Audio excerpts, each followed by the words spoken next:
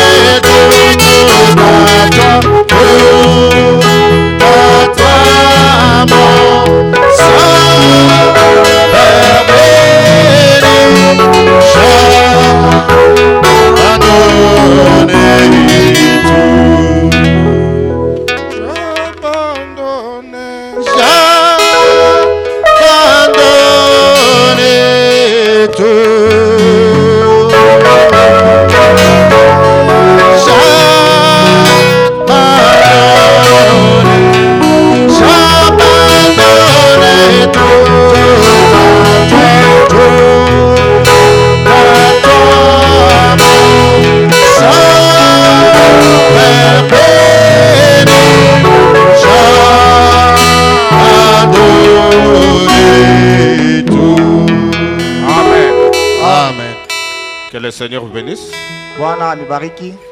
Nous sommes dans la joie d'être dans sa maison cet après-midi.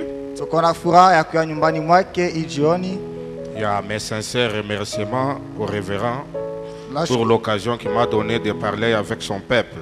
Vous savez, en réalité, quand quelqu'un fait le choix d'une église, c'est le pasteur. Unajua kwa ukweli mtu akichagulia kanisa ni mchungaji ndio na chakula.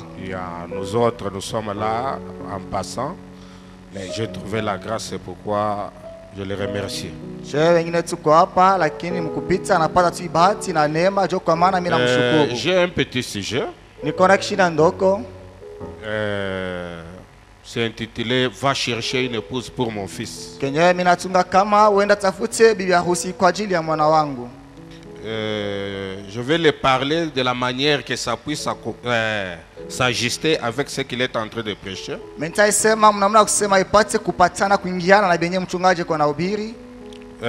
Ouvrons nos Bibles dans Genèse 24. Suivons très bien la lecture de la parole. Je commence au verset 1. Abraham était vieux, avancé en âge. L'Éternel avait béni Abraham en toutes choses. Abraham dit à son serviteur le plus ancien de sa maison, l'intendant de tous ses biens, mais je te prie ta main sous ma cuisse. Je te ferai jurer par l'Éternel, le Dieu du ciel et le Dieu de la terre, de ne pas prendre pour mon fils une femme parmi les filles des Cananéens, au milieu desquels j'habite. Hivi usichukue kwa ajili ya mwana wangu binti bibi katikati ya waviti wa Kanaani katikati ya wenyewe tunakuwa na keti. Mais d'aller dans mon pays, dans ma patrie, prendre une femme pour mon fils Isaac. Lakini kwenda mwinchi udongo wangu kuchukua mwanamke kwa ajili ya Isaka. Les serviteurs lui répondirent, peut-être la femme ne voudrait-elle pas me suivre dans ce pays-ci? Devrais-je amener ton fils dans le pays d'où tu es sorti? Abraham lui dit, garde-toi de mener mon fils. L'Éternel est le Dieu du ciel qui m'a fait sortir de la maison de mon père et de ma patrie, qui m'a parlé, qui m'a juré en disant, je te donnerai ce pays à ta postérité. Lui-même enverra son ange devant toi. Et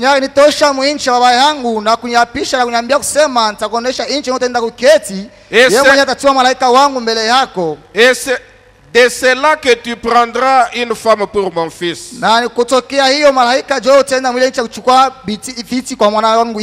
Oui, tu le dis. Si la femme ne veut pas te suivre, tu seras délié de ce serment et je t'ai fait. Seulement tu mèneras pas mon fils. Le serviteur mit sa main sur la cuisse d'Abraham. Son Seigneur et lui jura d'observer ces choses. Dieu Tout-Puissant, l'auteur de la vie, nous venons de lire ta parole. Viens maintenant, donne la révélation. Seigneur, circoncis nos oreilles, écarte-moi du chemin, parle à travers moi, prends la prééminence de cet endroit du début jusqu'à la fin. Au nom du Seigneur Jésus-Christ, nous avons ainsi prié. Amen. Amen. Vous pouvez vous asseoir. Que le Seigneur vous bénisse. Avant de commencer ma prédication, j'aimerais lire quelque chose dans l'union invisible.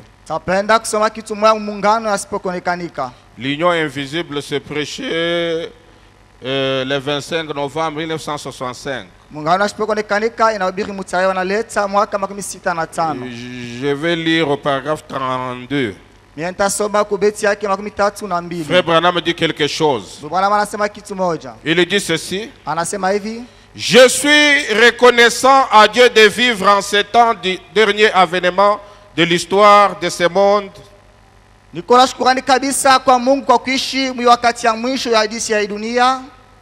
Je ne sais pas, mais si j'avais eu un mot à dire avant la fondation du monde, que Dieu m'ait présenté tout son programme en me disant: je veux que tu prêches. Maintenant, dans quel âge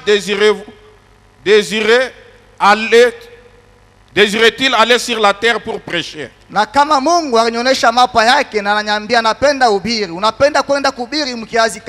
Écoutez la réponse de Frère Branham, il dit: j'aurais choisi cet âge-ci, car je pense que c'est l'âge d'or. Est-ce que vous me suivez très bien? Il dit: j'aurais certainement aimé être ici à l'époque de son passage sur la terre. Mais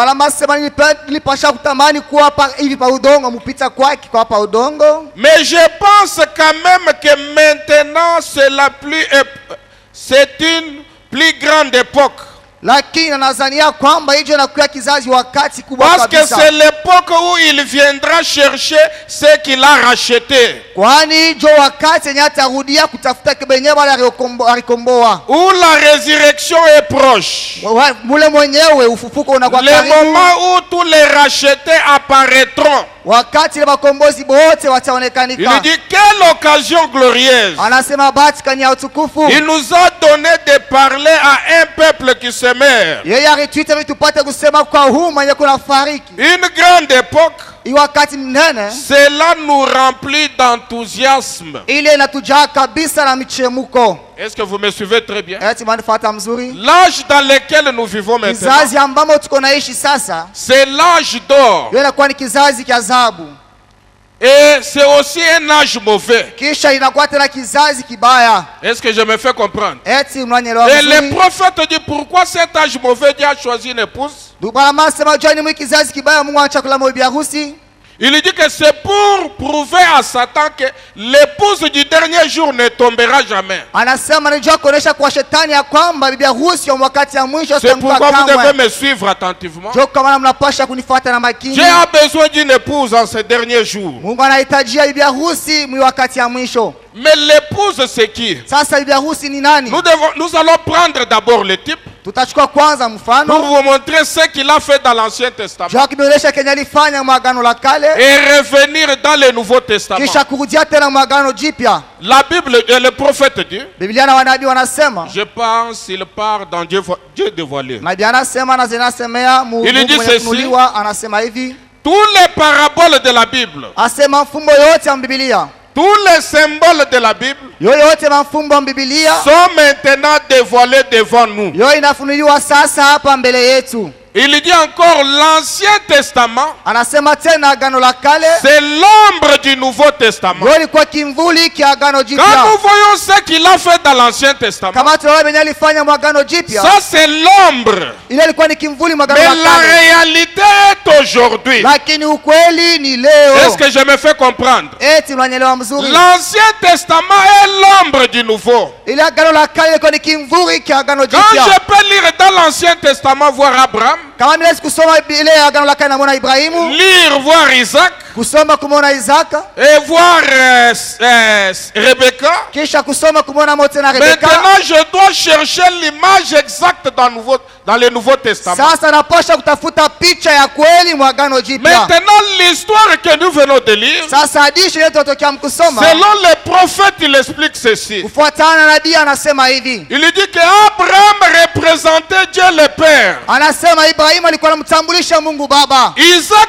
représentait le Seigneur Jésus-Christ. Isaka alikuwa anamtambulisha Bwana Yesu Kristo. Rebecca jouait le rôle de l'épouse. Na Rebeka alikuwa anafanya kazi ya bibi harusi. Maintenant, les prophètes, Eliezer jouait le rôle d'un prophète. Sasa Eliezer yeye alikuwa anafanya kazi ya nabii. Mais maintenant, Dieu voulait une épouse. Sasa Mungu alitaka kupata bibi harusi. Il a commencé à montrer l'exemple dans l'Ancien Testament. Anaanza kuonesha mifano mwagano la kale. Il cherchait une épouse qui peut porter son nom. Alianza kutafuta bibi harusi mwenye alipasha kuchukua Et il jina nous a lake. montré dans les types avec Isaac. Na alitonesha mifano pamoja na Isaka. Mais remarquez quand Eliezer est allé pour chercher une épouse, Sasa mtazame wakati Eliezer akaenda kutafuta bibi la harusi. tâche là n'était pas facile. Ile kazi ilikuwa mwepesi juu yake. Chercher une épouse Kwenda kutafuta bibi qui harusi doit remplir des conditions, mwenye anapasha kutimiza ce visa n'était makanuni. pas facile. Haikuwa mwepesi Est-ce que je me kabisa. fais comprendre? Eti manyelewa mzuri. Il est allé, Yeye alienda après un moment donné, kisha wakati fulani, parce que vous allez voir que tout ce qu'il montre dans les types là, kwani mtaona kwamba yote anaonesha mifano mule, le prophète l'explique. nabii anaifasilia. Il dit ceci. Anasema hivi. Écoutez ce qu'il dit. Msikie Kenya anasema. Je prends l'évangélisation au temps de la fin. Nachukua kupasha injili wakati ya mwisho. Paragraphe 100 est prêché le 3 juin 1962. Yenye kubiri mutarehe wanaleta mwaka 62. Paragraphe 197. Ubeti yake 197. Je vais descendre le dit. Nitasoma na kushuka. Dieu cherche le caractère. Mungu yuko anatafuta tabia. Pas de hardaison. Hapana vitu vya nje. Le caractère. Tabia. Eliezer, lorsqu'il est parti chercher l'épouse de Christ, arenda utafuta bibi harusi wa Kristo. Il dit d'Isaac. Anasema Isaac. Il dit, il a su jusqu'à ce qu'il trouva le caractère. Alichunga na kutafuta paka na pala alipata tabia. Rappelez-vous, mkumbukeni, Abraham avait rendu responsable comme Dieu nous rend responsable, c'est vrai. Ibrahimu alimpatia uzito sawa vile Mungu anatupatia na shele uzito. Nous les prédicateurs, sisi wahubiri, cherchez mon épouse. Wanda mtafute bibi harusi wangu. Dieu bénisse votre cœur. Mungu abariki moyo wenu. Je ne cherche pas des membres. Msitafute kama wana memba. Je recherche ceux qui sont purs de cœur. Niko natafuta wenye kuya safi kabisa na moyo. Voyez-vous? Asema mnaona? Quelqu'un qui croira la parole. Niko natafuta mtu mwenye utaamini neno. Vous allez comprendre pourquoi il dit ça. Mtaelewa jua nini niko nasema hivi. Écoutez ce que. Musikie Kenya anasema. 198. Eliezer a regardé. Eliezer angalia. Il a pensé. Aliwaza. Je ne peux pas faire ceci de moi-même. Kisha anasema siwezi kufanya hivi kwa mimi mwenyewe. Il y a trop de responsabilités. Uko mauzito mengi kabisa hapa. Je me rends compte de la responsabilité de trouver pour Isaac. Natambua kwa uzito ya kupata kwa Isaac. Frère Branham dit, c'est ce qui est un type de l'église. Ijo na kuya mfano ya kanisa. Vous voyez ce qui était dans les Genèses là, il montre que c'est le type de l'église. Mnaona kile kilifanyika mwanzo ndugu Branham anaonyesha kwamba ni mfano wa kanisa. Savez-vous que Christ, mnajua kwamba Kristo, Rebecca, le type de l'épouse, alikuwa mfano wa bibi harusi. Eliezer s'est mis à genoux. Na Eliezer yalienda kwa magoti. Et a dit, Na akaanza kuomba na kusema, Dieu, Mungu, tu dois m'aider. unapaswa kunisaidia. Parce que la tâche n'était pas facile. Kwani ile kazi ilikuwa mwepesi kuyafanya. Suivez-moi très bien. Munifuate mzuri. Il lui dit, Anasema, lorsqu'il s'est remis à Dieu, wakati alijitoa kwa Mungu, Dieu l'aida, Mungu alimsaidia, il trouva les caractères. na yeye akapata tabia. Dites un grand amen. Sema amina kubwa. C'est qu'il devrait trouver les caractères qui devaient refléter son mari. Ni kusema alipasha kutafuta tabia yeye alipasha kuonekanisha bwana yake ndani mwake. Écoutez ce que frère Branham dit. Musikie kile ndugu bwana anasema. Reviens à la parole, mon frère. Rudia kunena ndugu. Reviens à Dieu. Rudia kwa Mungu. Ne faites pas attention à cette église à laquelle tu appartiens. Hapana kuangalia kanisa ambamo uko mwanamemba. Tu peux rester là si tu veux. Unaweza kubakia mule kama unapenda. S'il te permet de rester. Kama yeye Mungu anakuruhusu kubakia mule. Mais la première chose à faire, lakini kitu cha kwanza kenye utafanya, c'est de venir à Dieu. ni ya kuya kwa Mungu. Est-ce que vous me suivez? Eti mko Et il dit c'est juste. Na anasema ni kweli. Maintenant il dit ceci. Sasa anasema hii. Il dit ceci, c'est l'évangélisation au temps de la fin. Anasema hii ndio kupashwa injili wakati ya mwisho. Vous allez comprendre pourquoi il dit ça. Mtaelewa jioni anasema Le hivi. message que nous avons, Ujumbe yenye tuko nayo, c'est l'évangélisation au temps de la fin. ndio inakuwa kupashwa injili wakati ya Ce mwisho. n'est pas un simple message pentecôtiste. Haiko tu ujumbe wa kawaida Il dit kipentekoste. l'évangélisation au temps de la fin. Anasema kupashwa injili wakati ya Il dit mwisho. oui. Anasema ndio. Les caractères. Tabia. C'est ce que Dieu cherche. Ndio kenye Mungu anatafuta. Écoutez maintenant ce qu'il dit. Musikia sasa kenye anasema. Lorsqu'il trouva les caractères, Wakati alipata tabia. alors quand Eliezer trouva les caractères, Sasa wakati Eliezer alipata tabia, il était dans la femme Rebecca, yenye ilikuwa ndani ya la mke jolie Rebeka. épouse d'Isaac. Huyu mke mrembo wa Il Isaka lui parlait, akasema naye, Isaac. akamwambia Isaka, Elle n'a jamais douté une seule chose. lakini ashashakiaka kitu hata kimwake kenye Isaka Là alimwambia déjà Rebeka. vous êtes représenté là-bas. Hapo wewe ushakutambulishwa pale. Eliezer le prophète, le messager du temps de la fin, Eliezer nabii mjumbe wakati ya il mwisho. cherchait l'épouse pour son maître. Alianza kutafuta bibi harusi Et kwa le mwalimu message wake. vous a reçu. Na ujumbe Quand unaipokea. vous trouvez quelqu'un qui est en résistance avec la parole, Kama unapata mtu yako unapambana kuna il shimpana na ne ujumbe. remplit pas les critères de l'épouse. Yeye ashijaze kama matabia ya bibi Parce harusi. que Rebecca n'a pas douté la parole. Kwani Rebeka shikushakie kama kuneno. Rebecca a cru directement. Rebeka aliamini mara moja. Devant la parole, elle s'est inclinée. Mbele ya neno Rebeka C'est aliichika là na où Frère kukubali. Branham dit oui, c'est le caractère. Upande Bwana anasema ndio ni Dieu a tabia. besoin d'un caractère. Mungu analazimisha tabia. Écoutez ce qu'il dit. Musikie Kenya anasema. Écoutez ce qu'il dit. Musikie Kenya anasema. C'est très profond. Iko ya upana kabisa. Il dit, elle a cru la parole du messager. Anasema Rebeka aliamini neno ya Elle mjumbe. s'est préparée pour partir. Na alijitayarisha juu ya kwenda. Frère, le message que nous avons, Ndugu, ujumbe yetu tuko nayo. ce n'est pas un simple message. Leo ina tu ujumbe ya Ça, kawaida. c'est l'appel de l'épouse. Inakuwa ni wito ya C'est harusi. l'appel à la perfection. Inakuwa liko kabisa Vous devez ukamilifu. comprendre que c'est un message glorieux. Unapasha kuelewa kwamba ni ujumbe wa Amen. kipekee kabisa. Il dit ceci, Anasema hivi, je saute. minaluka. Écoutez maintenant ce qu'il dit, Musikie sasa Kenya anasema. avant de continuer. Kabla ya kuendelea, Il dit quelque chose. anasema kitu moja hapa.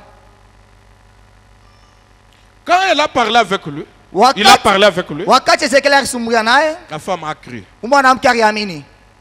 Frère Branham dit ceci, Ndio Bwana anasema hivi, je ne peux pas tout lire parce que le temps passe. tutasoma vyote kwani wakati kuna Il dit pita. que remarquez Eliezer en demandant les signes. Ase mwangalia Eliezer wakati alianza kulomba alama. Il a dit, je veux que la femme à laquelle je demanderai l'eau à boire, Alisema mimi napenda mwanamke mwenye nitalomba nipe maji ya kunywa. qu'elle-même puisse servir mes chameaux. Yeye mwenyewe Je saurais que mwanamke c'est elle, je saurais que c'est elle. tapenda huyu mwanamke yeye mwenyewe apachie bagamia bangu mai. Mimi Et nitajua kwamba quand ni yeye. il a vu la fille venir, Na wakati aliona viti il a kuya demandé de l'eau, akamlomba maji. automatiquement, il a vu les signes là. Frère Branham dit que vous savez dans la Bible les chameaux typifient toujours la puissance. Il dit ceci, c'est-à-dire quand il a parlé de son mari, il lui a présenté la parole. Immédiatement la femme a commencé à servir la parole. Vraiment dit que remarquez la même parole, la même puissance. Les chameaux qu'il était en train de servir, c'est les mêmes chameaux qu'est-ce que je veux dire? Qui l'ont ramené vers la maison. C'est très très important. Écoutez maintenant ce que le prophète dit. Les œuvres sont l'expression de la foi. J'entre déjà dans ma prédication. Oh Dieu, prêchez le 26 novembre 1965. Paragraphe 313, il dit. Oh Dieu, à l'église pentecôtiste d'aujourd'hui, la restauration des dons, Seigneur, puisse ces hommes, peut-être quelques-uns de ceux qui sont présents ici, quelques-uns de ceux qui écoutent les bandes à travers le monde, puissent-ils comprendre que ceci,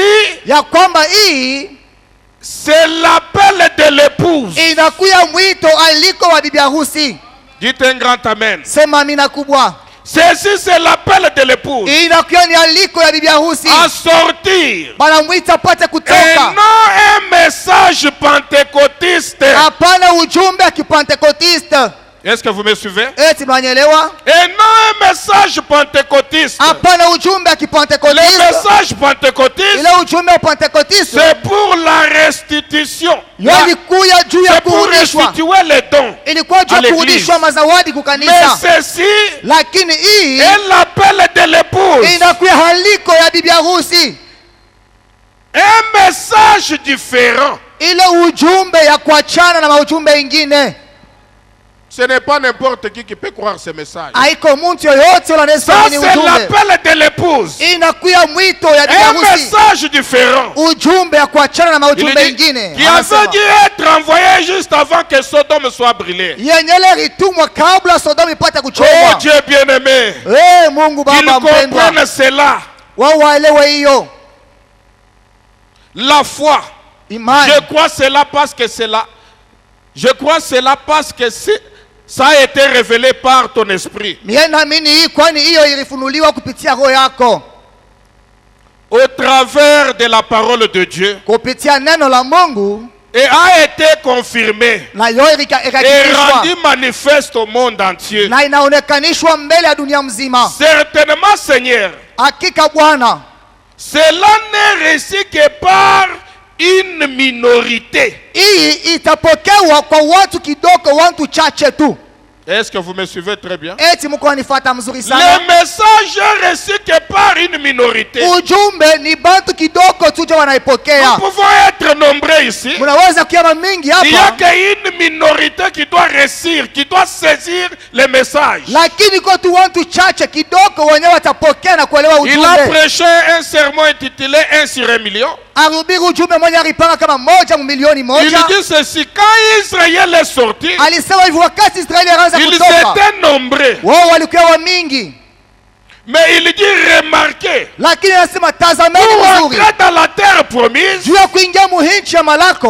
ils étaient à combien? 2 millions. Mais où sont partis tous ces multitudes-là? Parce que le prophète il dit, ils ont reçu le message de Moïse.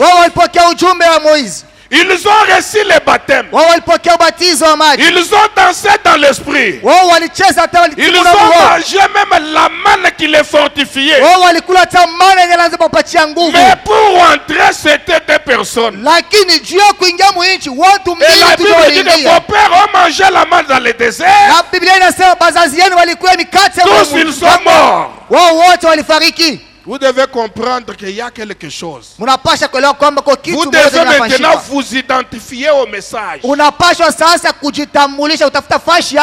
de gens sont en train de commettre l'erreur. On peut blâmer quelque chose au lieu de se mirer par rapport à la parole. Il regarde quelqu'un qui est à côté de lui. Quand lui a fait, qu'est-ce qu'on a fait? Ce n'est pas l'unité de mesure. L'unité de mesure pour toi, c'est la parole parlée. Amen. Amina. Écoutez ce qu'il dit. Vous devez comprendre quelque chose. Il dit quelque chose. Ce que je suis en train de chercher. Il dit maintenant ceci.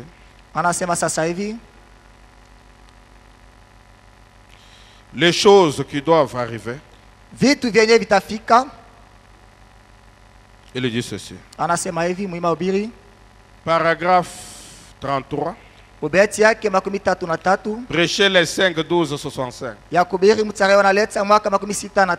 Il dit, or, si nous sommes ces attributs de Dieu, nous ne pouvons pas vivre en suivant des credos. Nous ne pouvons pas vivre en suivant les systèmes dénominationnels. Il faut que nous vivions par la parole. Est-ce que vous me suivez? Il faut que nous vivions par la parole.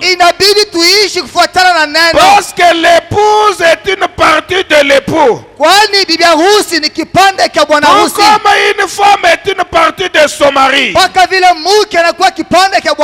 conséquent, il dit, nous devons être l'épouse parole. Nous devons manifester la parole. Il dit ceci. Vous allez comprendre pourquoi il dit ça. Il dit, qu'est-ce que c'est? Il dit, qu'est-ce que c'est? Il dit, cette épouse parole, la manifestation de cette ère ici.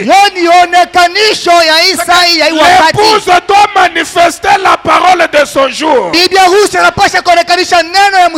devez manifester le message qu'on te prêche. Vous ne pouvez pas leur répondre pour le message de Moïse. Le message de Moïse, c'est la manne d'hier. Vous avez l'évangélisation au temps de la fin. Vous devez manifester la parole de ton jour. Si vous êtes réellement la tribu de Dieu, la manifestation de la parole d'aujourd'hui. Alléluia. Il dit ceci. Il dit, pas un credo ou une dénomination, mais un oracle vivant de Dieu, un attribut vivant de Dieu, qui montre au monde les attributs de Dieu sous forme de l'épouse. Il dit qu'il doit être manifesté dans l'ère où nous vivons.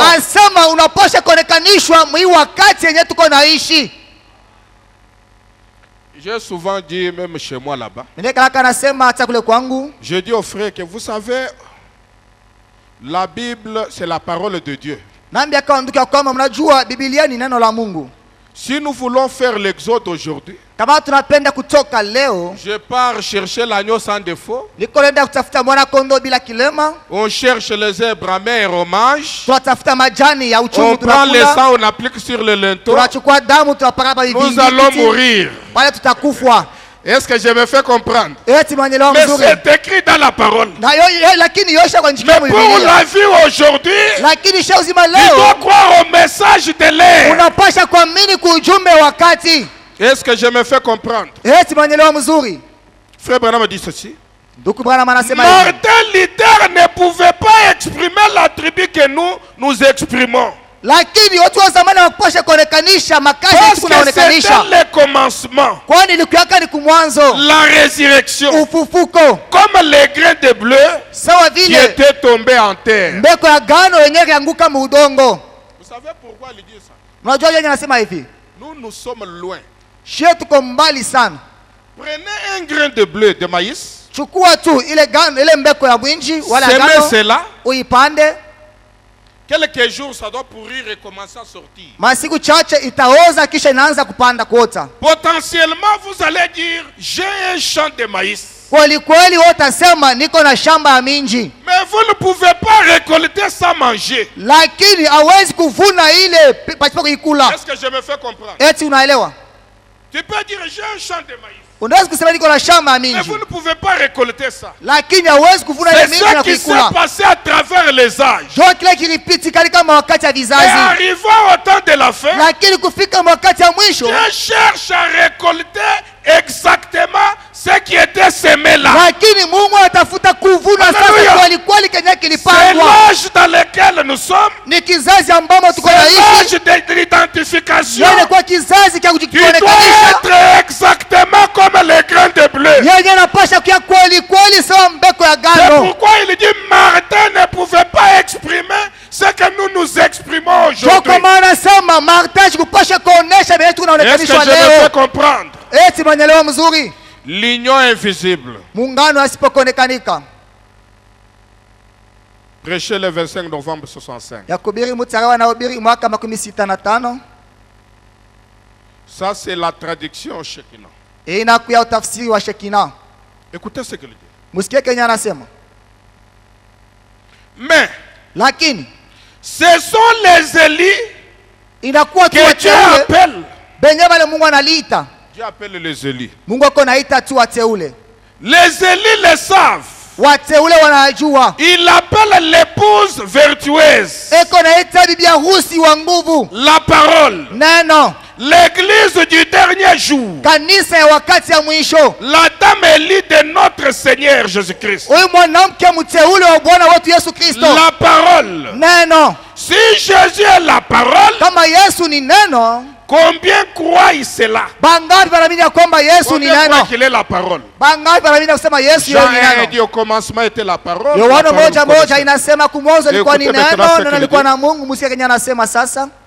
Très bien. En outre, l'épouse est toujours une partie de l'époux. Ainsi, l'épouse ne sera pas une dénomination. Elle devrait être la parole manifestée. C'est que tu dois te regarder dans la parole. Tu te vois dans la parole. C'est que c'est comme l'or. L'épouse vraiment coûte cher. Laissez-moi vous dire, vous valez plus que le sang du Seigneur Jésus-Christ.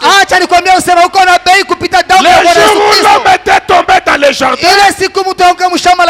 la nouvelle est arrivée au ciel. Dieu ne pouvait pas se maîtriser. Le même soir, il était dans le jardin. C'est pour montrer que vous valez plus que le sang du Seigneur. Maintenant, c'est pourquoi vous devez être la manifestation d'aujourd'hui. Il dit la manifestation pour être l'épouse. Il a promis de le faire. Et il a dit comment il le ferait. C'est très très important. Vous savez, je lisais Frère Branham. Il était dans les bois. Il avait les cow-boys.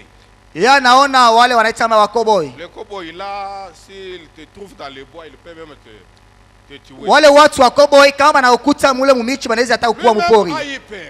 Yeye mwenyewe alipata boka. Il vaut mieux que je me présente. Anasema iko mzuri. Niende Niende jitambulisha kwa hao watu kwani hao watu wanaweza kunifanyisha vibaya. Il arrive tout près de ces gens-là. Anafika kando karibu na wale bantu. Craignez ces gens-là dit salut prédicateur. Yakaanza ngopa wale bantu lakini wale bantu wanamlamukia jambo mhubiri. Si Christ est bien présenté, anasema kama Kristo anatambuliwa les gens respectera cela. Watu watamheshimia. Est-ce que vous suivez? Eti mnaifuata mzuri? Et la personne a commencé à parler de sa vie. Na ule mtu akaanza kusema juu ya maisha yake.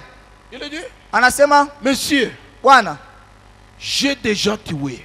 Mishakuwa watu mingi. J'ai tué si c'est 4 personnes. Nikuwa watu kama ni 4. Si Dieu peut me pardonner. Kama Mungu anaweza kunisamea. Si Dieu peut me parler qu'il m'a pardonné. Kama Mungu anaweza kuniambia kusema ananisamea. Ah, je peux le servir. Pale mimi naweza kumtumikia. Vous savez la réponse? Mnajua jibu? Il est allé dans les types. Yeye alienda mifano. Monsieur, qu'est-ce que tu as dans ta main? Anasema, bwana, uko nini mkononi mwako? J'ai un petit lampe, l'antenne. Anasema, niko tu na taa kidogo. Mais il fait obscur. Anasema, sekongiza. Comment est-ce que tu dois arriver chez toi? Sasa namna gani utafika kwako? Il dit, quand je fais un pas, anasema wakati nafanya umoja, la lumière rayonne. Ile mwanga inakuwa inaangaza. Je fais deuxième pas. Unafanya tu pili. La lumière rayonne. Ile mwanga inaangaza tena. Plus j'avance, wakati plus la lumière avance, finalement je dois arriver à la maison. Les prophètes disent c'est la même chose. Prenez seulement la portion de la parole. Fais un pas. Encore une deuxième portion. Fais le deuxième pas. Finalement vous allez arriver à la destination. Alléluia. Amen. Amina. Nous devons refléter ce message. Ne pensez pas résoudre tout aujourd'hui. Prends seulement le respect. Appliquez le respect. Laissez-les croître ensemble.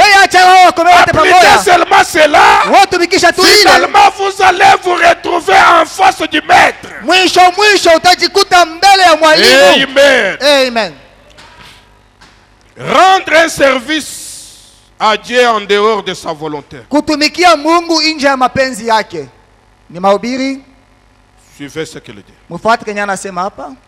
Prêcher le 18 juillet 1965 matin. Yenye bahubiri mutarewa na leta mwaka 65 asubuhi. 171. 171. Je me demande aujourd'hui. Niko najiuliza leo si kama avec toute notre attraction, na hii mvuto mkokota wetu wote, nos grandes croisades, hii mamikusanyiko yetu kubwa, nos réveils, hii mawamsho yetu, si nous ne sommes pas en train de remplir l'arche méthodiste, kama atuende na kujaza kabisa ile safina kimethodiste, l'arche baptiste, ile safina kibatiste, l'arche presbytérienne, ile safina wa presbyterienne. Il dit, qu'en est-il de l'arche de Christ? Anasema asa biko je juu ya safina ya Kristo? La parole. Neno.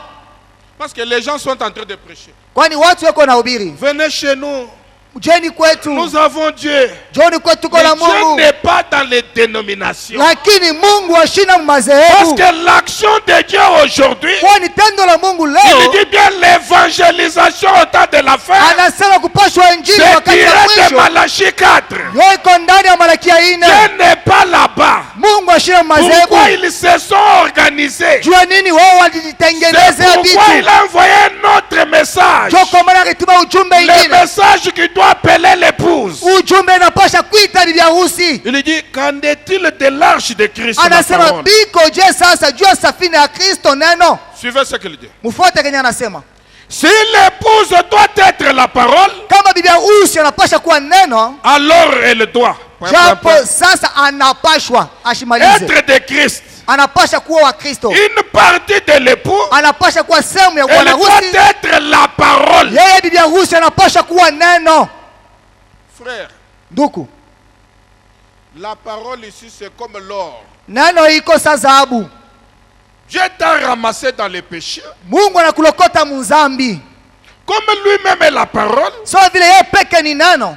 Il est le maître potier. On t'a fait entrer dans l'usine tel que vous êtes là. On doit marteler. Parce que l'or rayonne. À tel point que ça va commencer à briller. Le potier lui-même doit regarder dans l'or. Et il voit sa réflexion là-bas. Et il laisse. C'est ce que la parole est en train de faire. Il dit ceci. Il dit ceci. Si l'épouse doit être la parole, alors qu'elle doit être de Christ, une partie de l'époux, elle doit être la parole. Suivez maintenant la symphonie change. Il dit, non pas la parole de son jour. De quel jour? Où Jésus était sur la terre. Vous savez pourquoi? Dieu n'a jamais descendu vague. Dieu descend toujours sur base d'une promesse.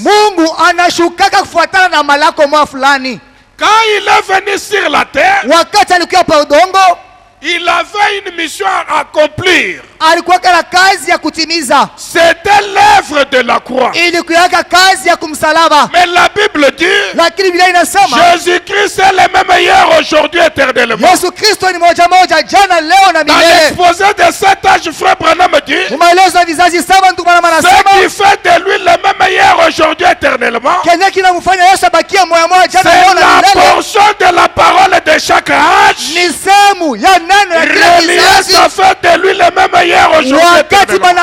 Parce que même lui-même, quand il est entré dans le temple, il a pris le livre d'Ésaïe. Il a lu seulement sa portion du jour. C'est pourquoi vous allez répondre pour ce message. Est-ce que je me fais comprendre? Il dit ceci. Pas la parole de son jour.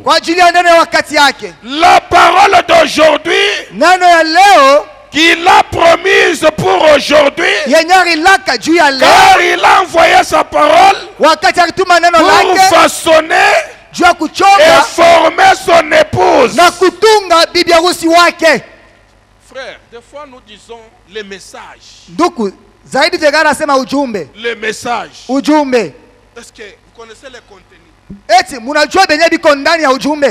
C'est l'appel de l'épouse. Dieu t'a envoyé un message. Le message est prédestiné à vous. Mais vous trouvez les gens faire le contraire. Quelqu'un peut recevoir le message. Au lieu de continuer, il est influencé. Quand lui a fait, le pasteur a laissé. Mais quand moi je fais, le pasteur m'attaque. Vous ne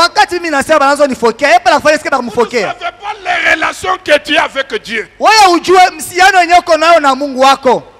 C'est comme un jour j'étais allé à l'hôpital. Mon épouse était enceinte. On trouve les autres, on les donne, allez à l'échographie. Elle arrive comme ça, allez à la maison. Finalement, je dis, mais pourquoi les autres vous envoyez là-bas? Moi, aller à la maison. Ils m'ont dit, my friend, your story is not another one story. Ton histoire n'est pas l'histoire de l'autre. Vous ne savez pas comment vous traitez avec Dieu. Vous devez vous identifier à la parole, refléter le caractère du maître. Refléter son mari. C'est très très important. Il dit ceci. Ne prenez pas vos propres idées Apana kuchukua mawazo yako binafsi. Ne prenez pas l'idée de quelqu'un d'autre. Apana kuchukua mawazo ya mtu mwingine. Prenez cette parole confirmée. Lakini chukua hii neno yenye kuhakikishwa. La Bible, Biblia, elle a dit. Anasema. Dieu a promis dans sa parole. Mungu alilaka mneno yake. Comment il choisirait son épouse en ces derniers jours. Namna gani atachakula bibi harusi wake mwisiku ya mwisho. Anasema. Savez-vous cela? Eti mnajua ile? Il a promis cela. Alilaka ile. Comment il le ferait? Namna gani atayafanya? En suivant son plan original. Mukufuata mapa yake alisi ya kumwanzo. De choisir Christ. Ya kuchakula Kristo. De choisir le temps. Ya kuchakula wakati. Et la saison. Na saa. Et comment? Namna gani? Il ne peut pas manquer de faire cela pour son épouse. Ashezi kukosa kama kufanya vile kwa ajili ya bibi harusi wake. Parce qu'elle est une partie de cette parole. Kwani bibi harusi ni sehemu ya hii neno.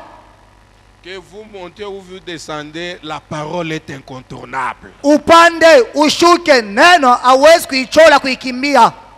Vous pouvez aller prier dans les montagnes du matin au soir. Si vous n'ajustez pas ce message, le sacrifice là est en vain. Écoutez ce qu'il dit. Il ne peut pas les choisir par une dénomination. Alors qu'il n'a pas choisi Christ par une dénomination.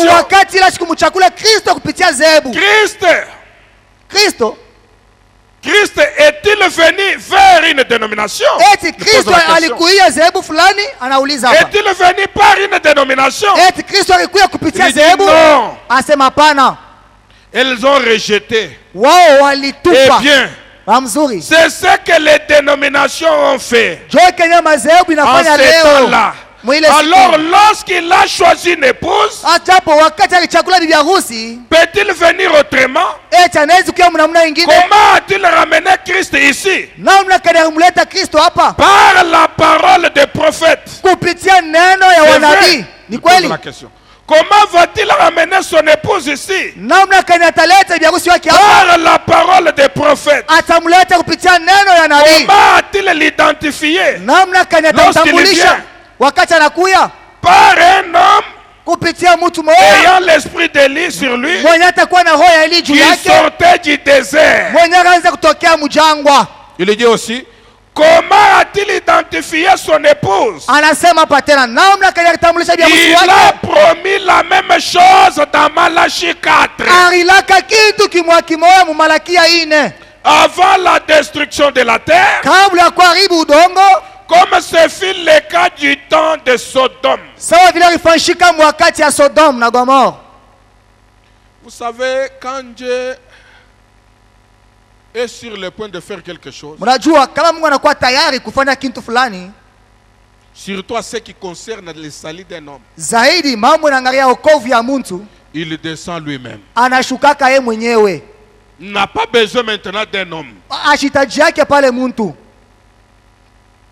Dieu a besoin d'un caractère. C'est très important. Très, très important. Écoutez maintenant ce qu'il dit. Dieu confirma sa parole. 16 août 1964. Vous savez pourquoi je lis? J'ai peur. Votre pasteur a commencé à prêcher, nous étions dans les bancs, on ne savait pas même qu'on a la peine.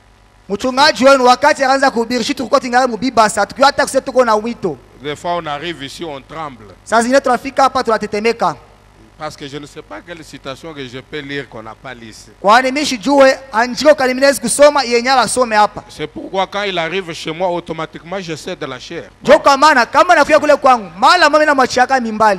il arrive, je dépose, je dis prends. Kama anafika tu hivi mimi nachaka mimi nasema beba anza kuhubiri. C'est comme si frère Branham était ici, je ne pense pas que personne pouvait prêcher, tout le monde devrait s'aider. Iko sa kama frère Branham alikuja hapa nishwaze kama kwa mtu akupasha kuhubiri. Bote nakupasha mwacha. Dieu confirma sa parole. Mungu anahakikisha neno lake. 16 août 64. Mutarehe wanaleta mwaka 264. 236. 236. Suivez ce qu'il dit. Maintenant souvenez-vous. Sasa mkumbukeni. Là ce n'est pas Jésus qui parlait à Abraham. Hapa haiko Yesu mwenye anaanza kusema na Ibrahimu. Il dit et qui avait pu discerner la pensée du cœur. Na mwenye ule alivumbula kabisa mawazo ya roho. Qui était derrière lui. Yeye alikuwa nyuma yake. Ce n'était pas Jésus. Haikuwa Yesu. Pourquoi il n'était pas encore né? Juu ya nini Yesu alikuwa shazalikwa? Mais c'était qui? Lakini kwa nani? Frère Branham dit Jésus avait un commencement et une fin. Ndugu Branham asema Yesu alikuwa na mwanzo kisha mwisho.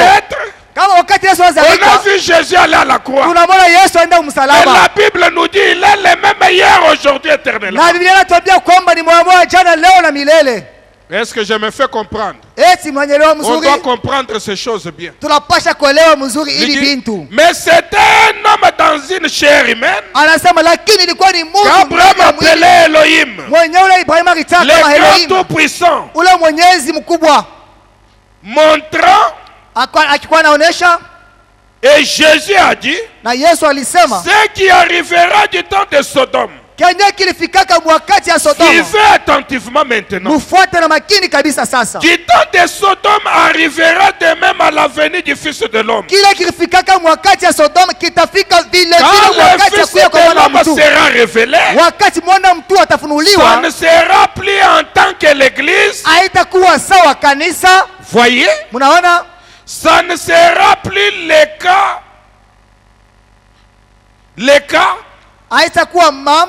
L'épouse est appelée.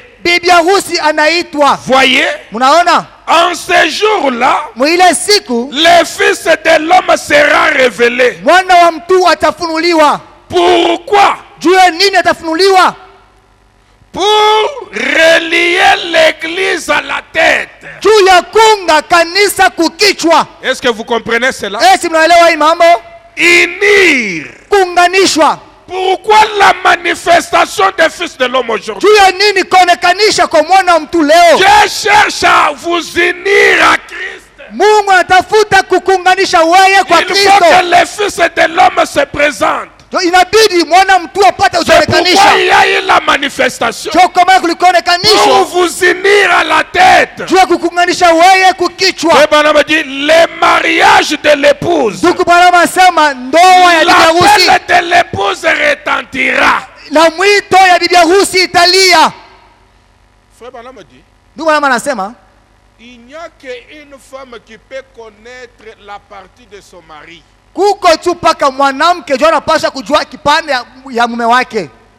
Si j'ai une cicatrice ici, kama mie niko tu na cicatrice moja hapa, sur ma cuisse ici, personne ne saura pas. Hakuna mtu atajua asema niko nayo hapa.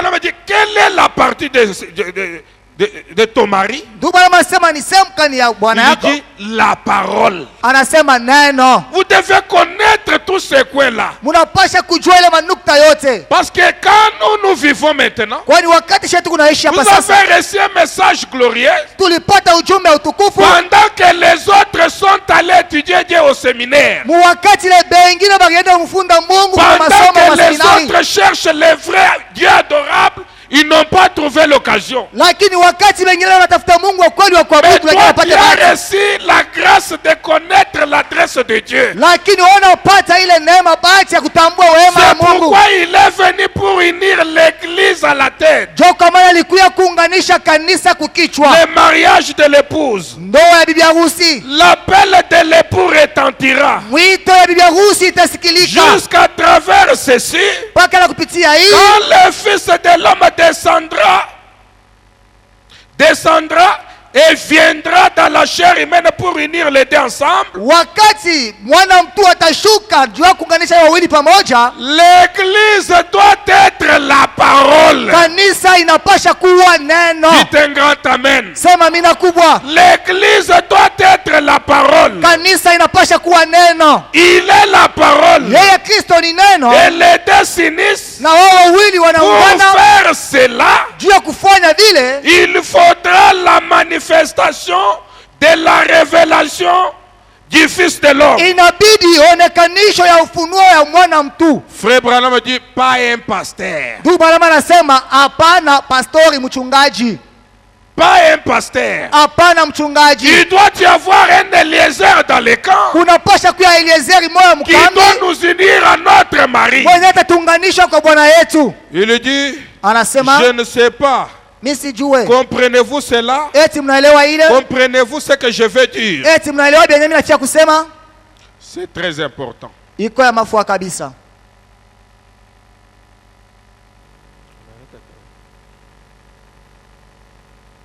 Juste, ça va.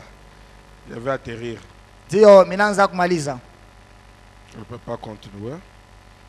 Je le dis. Je saute. Mes chers frères et sœurs, vous devez être cette épouse parole-là. Chaque fois qu'on vous prêche, essayez de vous identifier à la parole. Réellement, les temps, on a vu tous les signes. Il ne reste rien encore si ce n'est que l'arrivée de notre époux. Faites attention, vous pouvez être comme des femmes là qui n'avaient pas l'huile dans leur lampe. L'exposé de cet âge de l'église. Je lis ça, j'arrête. Par conséquent, personne ne s'asseyera sur le trône du Seigneur. Je suis à la page 361. Par conséquent, personne ne s'asseyera sur le trône du Seigneur sans avoir vécu cette parole. Est-ce que vous me suivez? Dites un grand amen. Sans avoir vécu cette parole, toutes vos prières, toutes vos gênes, toutes vos repentances, quoi que vous apportez à Dieu, rien de tout cela ne vous donnera le privilège de vous asseoir sur ce trône. Ça ne sera accordé qu'à l'épouse parole. Comme la reine partage le trône du roi, parce qu'elle est unie avec lui. De même, les seuls qui partageront le trône seront ceux qui sont de cette parole. Dites un grand amen. Comme il est, lui, de cette parole. Mettons-nous debout. Remplis-moi chaque jour d'amour.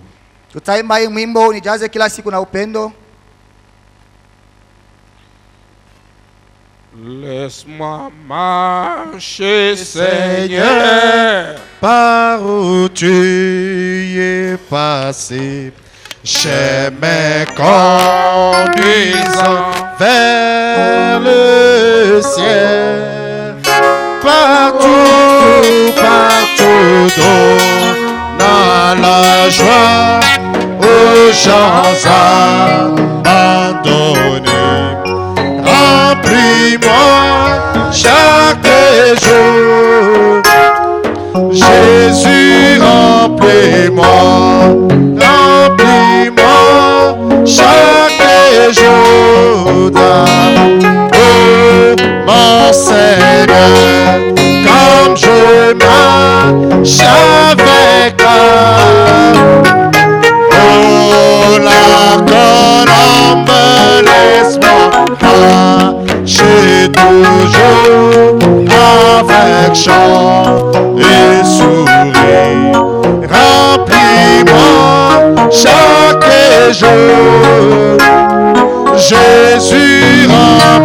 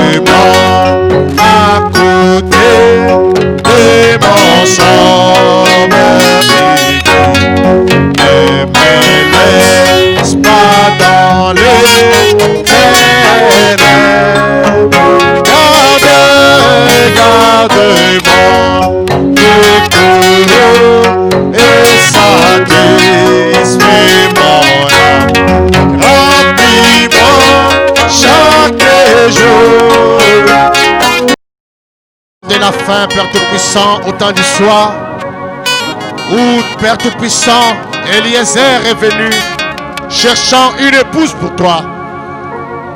Dieu éternel des armées, tu es descendu dans la chair humaine pour relier l'Église à toi à la tête, Père Tout-Puissant. C'est le temps, Père Tout-Puissant, pour nous de manifester, ô Père éternel des armées, le caractère de la parole. Parce que toi, Dieu notre époux, tu es la parole et tu veux que, Père Tout-Puissant, nous l'épouses soyons aussi la parole. Aide mon frère, aide ma soeur, aide-moi même, Père Tout-Puissant, à être cette parole, Père Tout-Puissant, qui doit être manifestée en ces temps-ci. Par la main, Père Tout-Puissant, du temps de Luther, par la main passée, Père Tout-Puissant, du temps de Wesley, mais la parole au temps présent, la parole de ces jours-ci, Seigneur. Bénis ton serviteur qui nous a parlé. Laisse que, Père Tout-Puissant, le reste de la parole, Père Tout-Puissant, soit manifestée en nous, Seigneur. Maintenant que nous sommes à la fin, Père Tout-Puissant, assiste à chacun de nous, Père Tout-Puissant. Nous nous abandonnons seulement à tes saintes mains. Bénis les restes des parties. Au nom de Jésus-Christ, on va aussi prier. Amen.